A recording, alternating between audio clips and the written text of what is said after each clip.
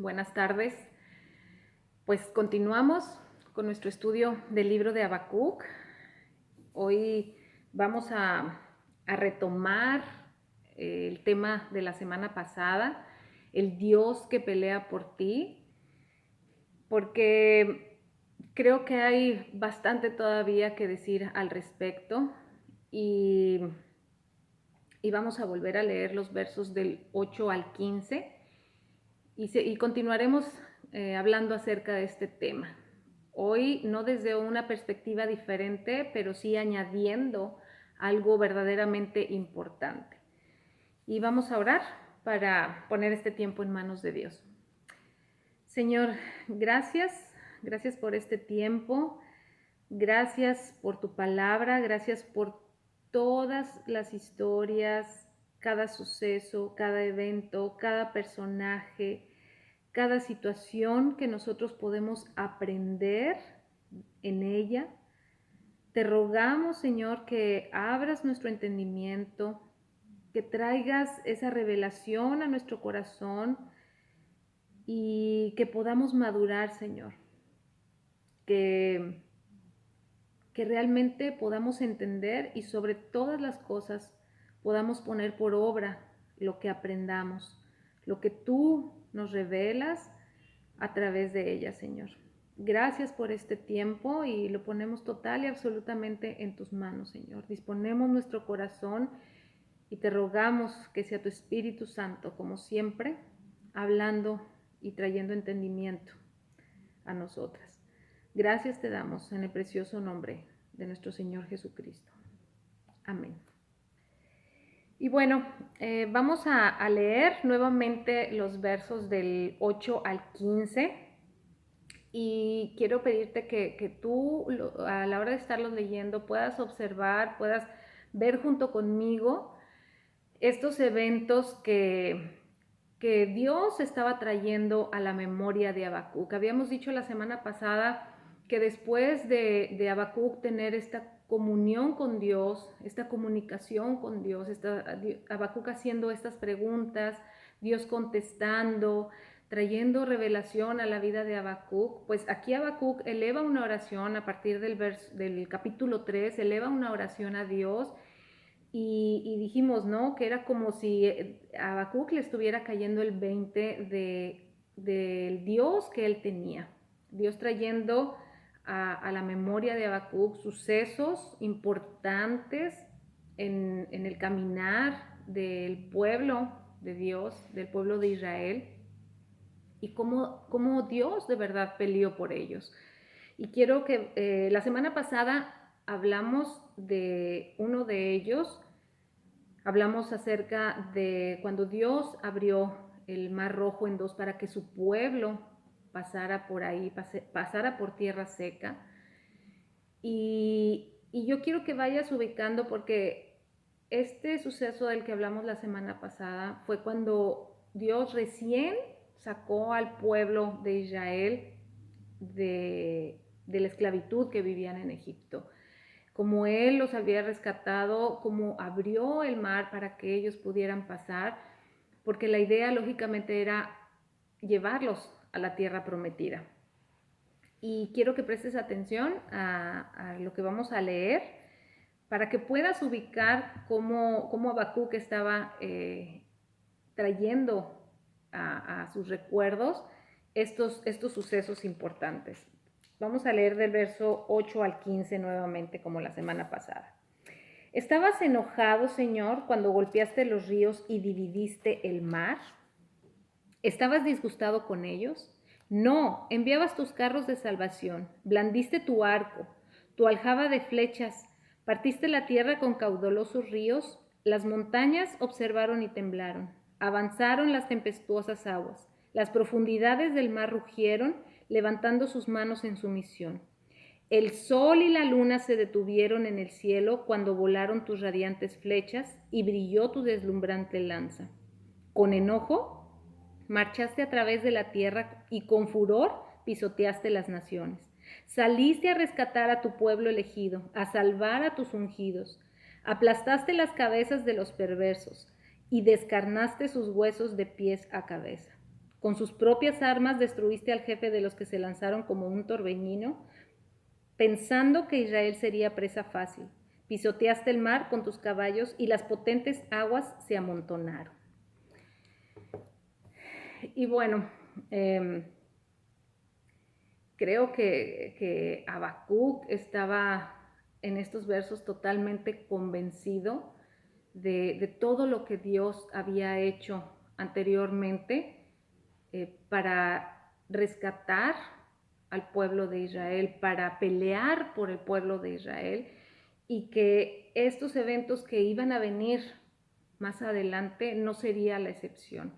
Creo que Habacuc estaba entendiendo definitivamente que Dios amaba a su pueblo y que por ese amor los estaba disciplinando. Pero el siguiente evento del cual yo quiero hablarte es ubicándonos precisamente en el verso 11 de lo que acabamos de leer, donde dice: el sol y la luna se detuvieron en el cielo, cuando volaron tus radiantes flechas y brilló tu deslumbrante lanza. Quiero que me acompañes ahí a Josué capítulo 10.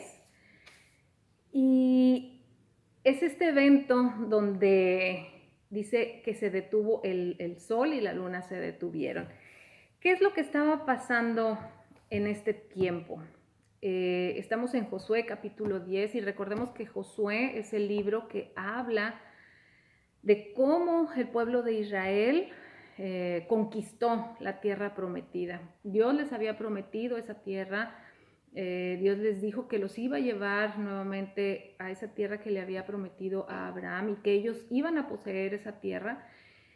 Y aquí nos encontramos en un evento que sucede después de la conquista de Jericó, después de la conquista de Jai, donde los gabaonitas, los de Gabaón, se habían enterado que el Dios de Moisés les había prometido a Israel que los iban a introducir a la tierra prometida y que iban a acabar con todos los pueblos que ahí vivían. Entonces dice que ellos tuvieron temor de que pues ellos los mataran, los conquistaran.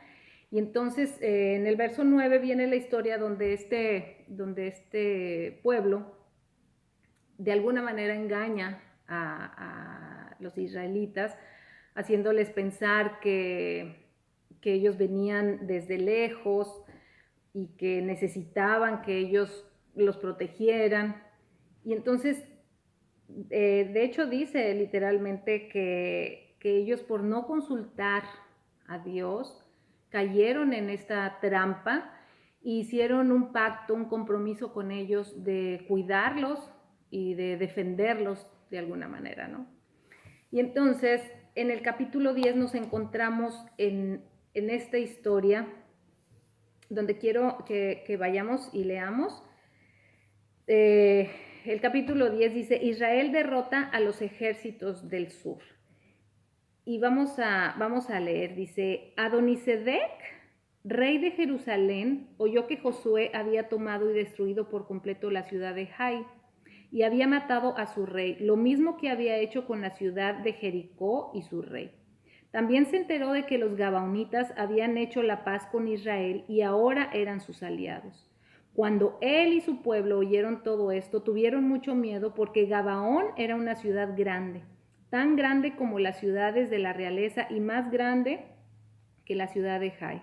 Además, los gabaonitas eran guerreros fuertes. Entonces Adonisedec, rey de Jerusalén, envió mensajeros a varios otros reyes: a Oham, rey de Hebrón, a Piream, rey de Jarmut, a Jafia, rey de Laquis, y a Debir, rey de Eglón.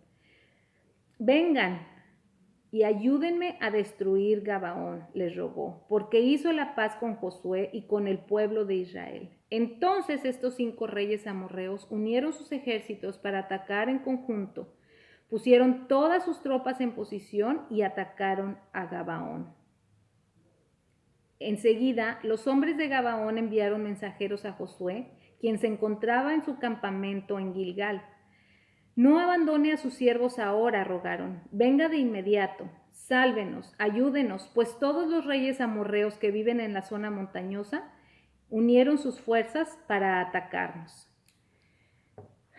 Bueno, ¿qué estamos viendo aquí? Bueno, como te cuento más o menos la historia, Josué y el pueblo de Israel había hecho un acuerdo, un pacto con los gabaonitas, y entonces cuando el rey de Jerusalén, Adonisedec, se enteró de esto, manda a llamar a otros 4 reyes y se unen porque dice que van a ir contra los gabaonitas por haberse unido a los israelitas. Entonces se unen estos 5 reyes y van a ir a atacar a Gabaón. Entonces cuando los gabaonitas se enteran de lo que estaba sucediendo, mandan llamar o mandan avisar a Josué y le dicen que le dicen lo que está pasando y le dicen que estos 5 reyes van a venir y los van a atacar. Entonces les dicen, pues no nos pueden dejar solos. En pocas palabras, hicieron un pacto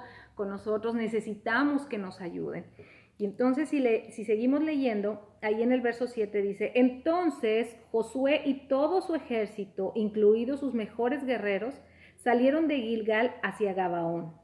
No les tengan miedo, les dijo el Señor a Josué, porque te he dado la victoria, ni uno de ellos podrá hacerte frente. Josué marchó toda la noche desde Gilgal y tomó por sorpresa a los ejércitos amorreos. El Señor llenó de pánico a los amorreos y los israelitas masacraron a un gran número de ellos en Gabaón. Después persiguieron a sus enemigos por el camino que lleva a Bet-Orón y los fueron matando a lo largo de toda la ruta a Aseca y Maceda. Mientras los amorreos estaban en retirada por el camino de Bet-Orón, el Señor los destruyó mediante una terrible tormenta de granizo que envió desde el cielo y que no paró hasta que llegaran a Aseca. El granizo mató a más enemigos de los que mataron los israelitas a filo de espada. Y bueno, yo quiero que sigas notando aquí como la semana pasada, porque dice en el verso 10, dice, el Señor llenó de pánico a los amorreos. Fue el Señor quien llenó de pánico a estos amorreos, a estos 5 reyes, los llenó de pánico para que no pudieran realmente tener la fuerza, porque recordemos que el miedo nos paraliza. Y entonces el Señor los llenó de pánico y perdieron esa fuerza de alguna manera, pero fue el Señor quien los llenó de pánico. Y después en el verso 11, a la mitad, dice, el Señor los destruyó mediante una terrible tormenta de granizo que envió desde el cielo y que no paró hasta que llegaron a Aseca. Dios envió una tormenta de granizo para acabar con estos amorreos, pero fue el Señor quien desató esa tormenta. Y quiero entonces que vayas observando todas estas participaciones que tuvo el Señor para que ellos pudieran tener la victoria. Y en el verso 12 dice, el día que el Señor les dio a los israelitas la victoria sobre los amorreos, observa, Josué oró al Señor delante de todo el pueblo de Israel y dijo, que el sol se detenga sobre Gabaón y la luna sobre el valle de Ajalón. Entonces el sol se detuvo, la luna se quedó en su sitio hasta que la nación de Israel terminó de derrotar a sus enemigos. ¿Acaso no está registrado ese suceso en el libro de Jacer? El sol se detuvo en medio del cielo y no se ocultó como en un día normal. Jamás, ni antes ni después, hubo un día como ese, cuando el Señor contestó semejante oración. Sin duda, ese día el Señor peleó por Israel. Después Josué y el ejército israelita regresaron a su campamento en Gilgal. Y bueno, como vimos aquí en el verso 14, al final dice, sin duda ese día el Señor peleó por Israel. Hay varias cosas que yo quiero comentarte. Una, la semana pasada vimos cómo Moisés les dice que se quedaran tranquilos y vieran cómo el Señor iba a pelear por ellos. Pero recordemos que el quedarnos tranquilos no quiere decir pasivos, ¿no? Y sin movimiento, sino todo lo contrario. Y aquí yo quiero ¿qué es lo que vemos aquí? Ellos sabían que Dios les había prometido esa tierra. Y entonces, pero ellos tenían que ir y conquistar esa tierra, tenían que ir y acabar con todos estos pueblos que estaban habitando esa tierra. Había una participación de parte de ellos. Te comenté que en el capítulo 9, cuando Josué y el pueblo de Israel hace este pacto con los gabaonitas, dice que ellos no consultaron al Señor. Los gabaonitas los estaban engañando. Al hacer este pacto con ellos, ellos no podían fallar a ese pacto. Cuando se dieron cuenta de que los habían engañado, pues ellos no tuvieron más remedio que cumplir con ese pacto que habían hecho con ellos, pero fue por no consultar a Dios. Y aquí lo que estamos viendo es que Josué oró al Señor, consultó al Señor, le pidió a Dios su participación en este evento y dice que nunca jamás se ha visto, dice, el sol se detuvo en medio del cielo y no se ocultó como en un día normal. Dice, jamás ni antes ni después hubo un día como ese cuando el Señor contestó semejante oración. Y es ahí donde yo me quiero enfocar en este día. Dios es un Dios de pactos y Él no va a invalidar los pactos que Él ha hecho con nosotros. Él nos prometió que nos iba a llevar a esa tierra prometida, pero de alguna manera nosotros tenemos una participación en esa conquista de esa tierra prometida. Nosotros, como vimos, no nos podemos quedar pasivos, no nos podemos quedar sin movimiento, sino todo lo contrario. Nosotros como Josué y como el pueblo de Israel tenemos que ir a la batalla, tenemos que ir a la pelea, pero ¿cuál es esa batalla para conquistar la tierra prometida? Es quitar todo aquel pecado que todavía está ahí en nosotros. Nosotros tenemos que irnos preparando, tenemos que ir quitando todo ese pecado y prepararnos para recibir esa tierra prometida. Y aquí como te comento, Josué oró al Señor y dice que no hay otro momento registrado en que Dios haya contestado semejante oración. Y esa es la participación de alguna manera que a nosotros nos toca llevar a cabo en la conquista de la tierra prometida. Nosotros tenemos que tener una comunicación con Dios, tenemos que tener una comunión con Dios para poder conquistar esa tierra prometida. Él va a pelear por nosotros, pero nosotros tenemos también que ir y hacer nuestra parte. Dios los respaldó, como vimos, detuvo el sol y la luna para que ellos pudieran derrotar a estos reyes, a estos pueblos. Y tú puedes seguir leyendo el capítulo 10, lo puedes terminar y vemos cómo Josué se dio a la tarea de verdaderamente acabar con estos reyes, porque nosotros tenemos que ir y, como te digo, quitar de raíz todo el pecado. Si tú lees la historia de cómo Dios les dijo que conquistaran la tierra prometida, Dios una y otra vez les decía que no podían dejar nada con vida, tenían que quitar todo de esos pueblos para poder tener esa tierra prometida. Lo mismo pasa con nosotros. Dios nos manda a que quitemos todo el pecado que está en nosotros. Y eso es lo que nos va a llevar a que nosotros podamos orar al Señor. Si nosotros buscamos su justicia, si nosotros buscamos quitar ese pecado de nosotros, es entonces cuando Dios verdaderamente va a escuchar nuestras oraciones. Lógicamente quiero que entiendas que no es como, bueno, entonces primero tengo que hacer para que Dios escuche mis oraciones. No, es en conjunto. No podemos tampoco orar y pensar que Dios va a quitar ese pecado si nosotros no lo buscamos y no lo procuramos. Y para explicarte todo esto, quiero que me acompañes ahí a Santiago capítulo 5, verso 16.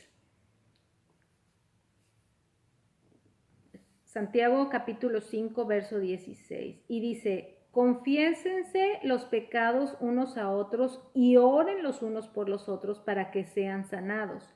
Pero escucha la segunda parte del verso 16. La oración ferviente de una persona justa tiene mucho poder y da resultados maravillosos. Mira, entendemos que dice la Escritura que Dios nos hace justos a sus ojos cuando nosotros ponemos nuestra fe en Jesucristo. Y nosotros ya somos justos delante de Dios, no por nuestros méritos, no por nuestro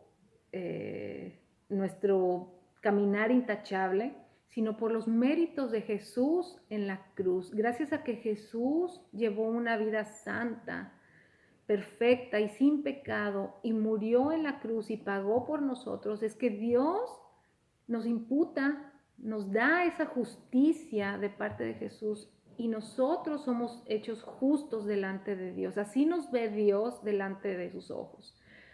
Pero después de haber sido hechos justos a los ojos de Dios por medio de los méritos de Cristo, nosotros tenemos que seguir buscando esa justicia, vivir conforme a esa justicia que Dios ha establecido.